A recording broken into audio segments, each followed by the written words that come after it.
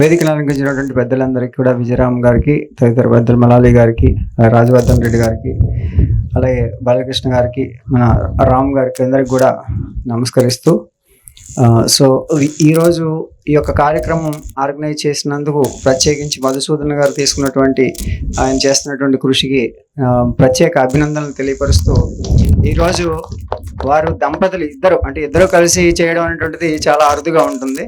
So వారు చాలా భగవంతుడి అనుగ్రహం అని అనుకుంటున్నాను. వాళ్ళిద్దరూ బ్లెస్డ్ ఫ్యామిలీ.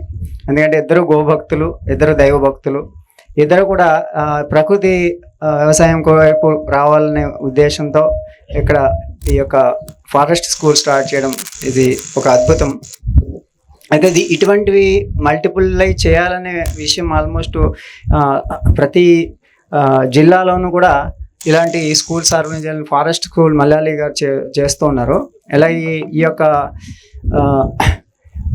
రీసెర్చ్ ఆల్మోస్ట్ నేను 35 సంవత్సరాలుగా ఈ యొక్క వ్యవసాయ విధానంలో నేను చూసిన విధానం ఏంటంటే చెట్లు పెంచడమే ముఖ్య ఉద్దేశం.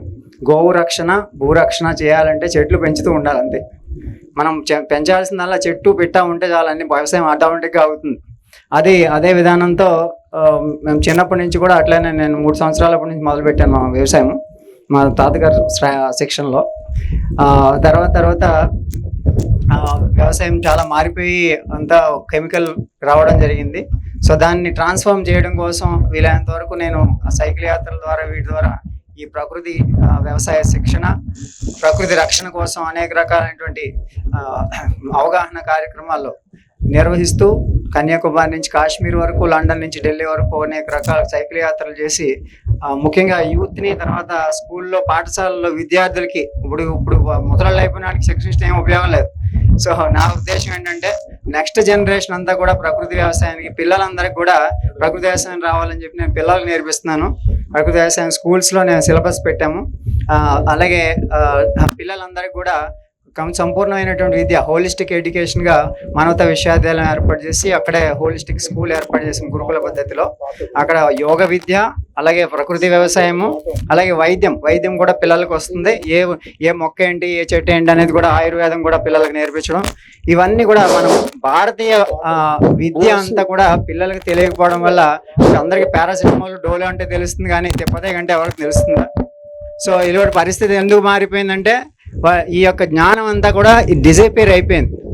సో ఈరోజు మనకి గడ్డి చేమంతి మొక్క ఇప్పటి వరకు ఉన్నటువంటి ప్రపంచ ఔషధాలు అన్నిటిలోనూ కూడా ఏదైనా తెగితే, ఏదైనా బ్లీడింగ్ అవుతూ ఉంటే అంత గొప్ప ఔషధం లేదు. మరి ఎవరికి తెలియదు. మా పిల్లలందరూ కూడా ఏదైనా బ్లీడింగ్ అయినా, ఎవరికైనా గట్టయిన దెబ్బ తగిలిందంటే వెంటనే వెళ్ళి గడ్డి చేమంతి దాకా తీసుకుని వేసేస్తారు. అది ఎలా వచ్చింది నాలెడ్జ్? మనం పాస్ చేసి స్ప్రెడ్ చేస్తే వస్తుంది, అంతే కదా. సో అలా ఈ ఔషధ మొక్కలన్నింటినీ కూడా 450 రకాల ఔషధ మొక్కలను పెంచుతూ ఇప్పుడు ఏ వ్యాధికైనా సరే ఆ యొక్క వనాన్ని తయారు చేయడం జరిగింది. ఒక 30,000 చెట్లతో ఒక 60 ఎకరాల భూమి ఈ ప్రకృతి వ్యవసాయంతో, గోశాలతో 100 ఆవుల పైన గోవులతో ఏర్పాటు చేయడం జరిగింది. దీన్ని ప్రతి చోట చేయాలని ఆల్మోస్ట్ చాలా జిల్లాల్లో ఏర్పాటు చేయడం జరుగుతుంది. ఇక్కడ నుంచి ఆల్మోస్ట్ లాస్ట్ 10 yearsలో కూడా చాలామంది రైతులు, అంత గోభక్తులు కూడా ఈ గోశాలలు ఏర్పాటు చేయడము, అలా ప్రకృతి వ్యవసాయం చేపట్టడం జరిగింది. ఇక్కడికి వచ్చి శిక్షణ పొంది ముఖ్యంగా జీవన విధానం, యోగ సాధన, ఆధ్యాత్మిక సాధన, వీటితో పాటు ముందు అది చేస్తేనే మైండ్ మారితేనే ఇవన్నీ మారుతాయి. మనం చేద్దాం అనుకున్నా ఏం మారదు. ఫస్ట్ మన లైఫ్ స్టైల్ మారాలి, మనం మారాలి. మనం అంతా జంక్ ఫుడ్ తింటా ఉంటే ఇంకా మారేదేముంది? మనం మారేదేం లేదు. జంక్ ఫుడ్ ఏమి తినొద్దు, అసలు బయట తినేదే లేదు. ప్రకృతి తల్లి ఏం పెడుతుందో అదే తింటాను అనేటివన్నీ కూర్చోండి. అప్పుడు తప్పనిసరిగా మనమే పండించుకోవాలి. సో మన పంట మనమే పండించుకోవాలి, మన వంట మనమే చేసుకోవాలి. లేదంటే మీ జీవితం పెంట అవుతుంది అని చెప్తుంటాను నేను. సో కాబట్టి ఏంటంటే మనం ఇప్పుడు అంతా జరిగేది అదే కదా, అంతా బయట అవుట్ సోర్స్ చేసేస్తున్నారు. సో ఆ ఫుడ్ని అంతటిని కూడా పిల్లల దగ్గర నుంచి పండించుకోవడం అలవాటు చేయడం మనం ఇప్పటి నుంచి కూడా ఈ తరానికి అందరికి కూడా చాలా అవసరం. ఎందుకంటే నెక్స్ట్ తరం కూడా వ్యవసాయం తెలియదు, తర్వాత చెట్టు గురించి తెలవదు. ఈ బియ్యం ఏ చెట్టుకు పండితే అని అడుగుతున్నారు జనాలు ఇప్పుడు ప్రస్తుతం పిల్లలు. అలాంటి పరిస్థితి ఏర్పడినాడు. చెట్టు అంటే ఎక్కడ వండుతాయి, ఎక్కడి నుంచి వస్తాయో తెలియదు. మిల్క్ ఎక్కడి నుంచి వస్తాయంటే సూపర్ మార్కెట్ నుంచి వస్తాయన్న, ప్యాకెట్లో వస్తాయి. అలాంటి పరిస్థితి ఏర్పడిపోయిందండి. అంటే నో నాలెడ్జ్. సో ఈ నాలెడ్జ్ అంతా కూడా మళ్ళీ తీసుకురావాలి. వాళ్ళకి అసలు ఎక్కడి నుంచి వస్తుంది, ఫుడ్ అంతా వేస్ట్. ఆల్మోస్ట్ ఇక్కడ వేస్ట్ అయ్యే ఫుడ్ చూస్తే మనకి హృదయం కరిగిపోతుంది అనమాట. అంత ఫుడ్ వేస్టేజ్ చేస్తాం. దానికి కారణం ఏంటంటే పండించేవాడికి తెలుస్తుంది దాని కష్టం ఏంటో. వీళ్ళకి పంట గురించి తెలవనప్పుడు ఎంత ఫుడ్ గురించి ఏమో తెలుస్తుంది వాల్యూ. కాబట్టి ఆహారం గురించి వాల్యూ తెలియదు, తల్లి గురించి తెలవదు, తండ్రి గురించి తెలవదు. ఈ వాల్యూస్ అన్నీ లేకుండా మనుషులు బ్రతుకుతూ ఉంటే ఇంకా విద్య ఏంటి, ఇంకా మానవత్వం ఏంటి, అన్నీ నాశనం అయిపోయినాయి. కాబట్టి వాటిని మళ్ళీ తిరిగి తీసుకురావడం కోసమే ఈ మానవతా సంస్థ అనేటువంటిది 91లో నేను హై స్కూల్ చదువుకునే వాటి ఏర్పాటు చేశాను. నేను అప్పటి నుంచి కూడా దానికోసం కృషి చేస్తూ నా జీవితాన్ని కూడా దానికి కంప్లీట్గా అంకితం ఎందుకు చేశానంటే, మా అమ్మగారికి ఒకటే చెప్పాను, మన గృహస్థాశ్రమ ధర్మం అనేది పూర్తిగా నాశనం అయిపోయింది, ధర్మమే నాశనం అయిపోయింది, పిల్లలు నాశనం అయిపోతున్నారు. మరి అలాంటప్పుడు ఈ పిల్లలందరినీ కూడా ఎంతోమంది అనాథలుగా తిరుగుతూ ఉన్నారు. వాళ్ళందరూ మన పిల్లలే. సో అలా ఇప్పుడు మా ఇంట్లో 250 మంది అనాథ పిల్లలు పెరిగారు. సో అంటే మనం ఎవరో పిల్లలు అని అనుకుంటూ ఉంటాం, కానీ వాళ్ళందరూ మన పిల్లలు కదా. సో ప్రతి వాళ్ళు కూడా మనం ప్రతిజ్ఞ చేస్తూ ఉంటాం, భారతీయులు అందరూ నా సహోదరులు అని చెప్పేసి. మరి అలా మనం ప్రవర్తిస్తున్నామా? సో అలా మనం ప్రవర్తిస్తే కనుక మనం అందరిని భారతదేశాన్ని రక్షించుకోవాలంటే ఈ భారతీయ జ్ఞానం అవసరం అందరికి కూడా ధర్మాన్ని రక్షించుకోవడం అవసరం. దాని మీద మనం కృషి చేయాలని చెప్పి. తర్వాత పరిత్రాణాయ సాధూనాం వినాశాయ చతుష్కృతాం ధర్మ సంస్థాపనార్థాయ సంభవామి యుగే అని శ్రీకృష్ణ పరమాత్మ భగవద్గీతలో మనకి చెప్పిన సందేశం ఏంటి? ఆయన ఇప్పుడు ధర్మాన్ని రక్షించడం కోసం పుడతారు. మనం ఎందుకు పుడతాం? ఆయనకి సేవ చేయడం కోసం పుడతాం. అంటే ఆ ధర్మాన్ని రక్షించడం కోసం మన వంతు మనం కృషి చేయడం, ఉడత సాయం లాగా. ఆ ఉడతా భక్తితో మనం చేసేటువంటి ఇలాంటి కృషిని అంతటిని కూడా పిల్లలకు అలవాటు చేయాలి. అది నిష్కామ కర్మ, భగవద్గీత సారాంశం. ఆ నిష్కామ కర్మని చేయించడం చిన్నప్పటి నుంచి అలవాటు చేస్తే వాళ్ళకి స్వార్థం పోయి సేవా దృక్పథం, ఇతరుల గురించి ఆలోచించడం, ఇంగిత జ్ఞానం, కామన్ సెన్స్ అన్నీ వస్తాయి. సో అలాగే టెన్షన్, స్ట్రెస్ లేకుండా ఆనందంగా, హ్యాపీగా, ఆరోగ్యంగా బతకగలుగుతారు. సో అటువంటి విధానం కోసమే విద్య, వైద్యం, వ్యవసాయం ఈ 3 మారితేనే మనకి జీవితం బాగుపడుతుంది.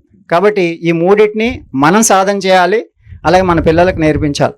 కాబట్టి మీరు ఎవరైనా సరే విద్యని అనవసరంగా కార్పొరేట్ స్కూల్స్లో జాయిన్ చేయకండి. మీ పిల్లలు ఎవరన్నా నిజంగా ప్రకృతి వ్యవసాయం రైతులు ఉండి ఇలా ఈ విధానంలో పెంచాలనుకున్న వాళ్ళందరూ కూడా ఇలాంటి విధానంలో చేతులు కలపండి. మనం విద్యను మారుద్దాం. ఈ విధానంలో హోలిస్టిక్ ఎడ్యుకేషన్లోనే మన పిల్లల్ని డెవలప్ చేసుకుందాం. అన్ని విధాలా నేర్చుకుంటారు, అన్ని విధాలా డెవలప్ అవుతారు. సో నేను చిన్న పల్లెటూరు నుంచి చదువుకుని వచ్చాను, 2 ఐటీ కంపెనీలు పెట్టాను. దీనికోసమే వాడుతున్నాను. అది కూడా అర్థమైందా? నేను అంటే ఏమి లేని బట్టి zero state, I started from zero, చిన్న రైతు, అట్లాంటి స్థితి నుంచి. కాబట్టి ఏంటంటే ఎవరైనా ఎదగగలరు అనేటువంటి నా నమ్మకం. అలాంటి నా దగ్గర ఆల్మోస్ట్ కొన్ని వేల మంది ఇంజనీర్స్ తయారయ్యారు. సో కాబట్టి వాళ్ళందరూ కూడా ఇదే విధానంలో మానవతా దృక్పథంతో సేవా కార్యక్రమాలు అందిస్తూ ప్రపంచవ్యాప్తంగా నేను 15 మందితో సంస్థ స్టార్ట్ చేస్తే ఇప్పుడు 15,000 మంది ప్రపంచవ్యాప్తంగా సేవలు అందిస్తూ ఉన్నారు. సో కాబట్టి ఏంటంటే ఇలాంటి సేవా దృక్పథం ఉన్నటువంటి వాళ్ళు అందరం కలవాలనే ఉద్దేశంతో మరి ఇలాంటి సమావేశం ఏర్పాటు చేయడం, మరి రాజవర్ధన్ రెడ్డి గారి కృషి, తర్వాత మన మధుసూదన్ రెడ్డి గారి కృషి చాలా అమోఘం. ఇక్కడ ఇంతమందిని ఏర్పాటు చేయడానికి చేసిన. అలాగే మరి శ్రీనివాస్ గారు కూడా ఇక్కడ బ్యాక్ టు రూట్ శ్రీనివాస్ గారు నిజంగా ఆయన చెప్పినట్టుగా చాలా అద్భుతమైనటువంటి కృషి చేస్తున్నారు. ఎందుకంటే అది చాలా ఆ ప్రచారం నిజంగా అనవసరమైన చెత్త అంతా యూట్యూబ్లో చేస్తున్నారు తప్ప ఆయనలో డెడికేటెడ్గా నేచర్ గురించి, రూట్స్ గురించి ఎవరైనా చేస్తున్నారా? చూడండి, మరి అలాంటిది చాలా అవసరం. సో కాబట్టి ఏంటంటే అటువంటి మనం అనవసరమైనటువంటి షేర్ చేయకుండా అలాంటి వాటిని ఏమైనా షేర్ చేస్తే ఉపయోగపడుతుంది. సో కాబట్టి దయచేసి అందరూ కూడా ఇలాంటి వాటికి సపోర్ట్గా ఉండి మనం ఇలాంటి విషయాలను అన్నట్టు కూడా స్ప్రెడ్ చేయండి. ఏమైనా ఎవరికైనా ఆరోగ్య సమస్యలు ఉన్నా మాకు ఆరోగ్య సేవ, వైద్య సేవ అక్కడ ఏర్పాటు చేయడం జరిగింది. అలాగే విద్య కావాల్సినటువంటివి, తర్వాత వ్యవసాయానికి కావాల్సినటువంటి అన్ని నేర్చుకోవడానికి అవకాశం ఉన్నది. విశ్వవిద్యాలయం ఇక్కడ దగ్గరలోనే. కాబట్టి మీరు ఎవరికైనా ఇబ్బందులు ఉన్నట్టయితే కనుక, ఎవరికైనా ఈ యొక్క విషయాలు తెలుసుకోవాలనుకున్న మానవతా దృక్పథంతో 9966673111 ఇది కాంటాక్ట్ నెంబర్. 9966673111. ఎటువంటి ఇబ్బందులు ఉన్నా కానీ దీన్ని కాల్ చేయండి. మానవతా హెల్ప్ లైన్.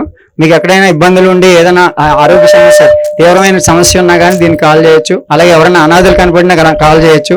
ఎవరైనా ఏదైనా కొత్తగా నేర్చుకోవాలన్నా, యోగా సాధన చేయాలన్నా, యోగా టీచర్స్ ట్రైనింగ్ కావాలన్నా, నేను 6,000 మందికి ట్రైనింగ్ ఇచ్చాను యోగా టీచర్స్ని. కాబట్టి మీరందరూ కూడా దీన్ని సద్వినియోగం చేసుకోగలరని ప్రార్థిస్తూ మరి ఈ అవకాశం ఇచ్చినటువంటి పెద్దలకు నమస్కరిస్తున్నాను. మరిన్ని అప్డేట్స్ కోసం బ్యాక్ టు రూట్స్ యూట్యూబ్ ఛానల్ని సబ్స్క్రైబ్ చేసుకోండి.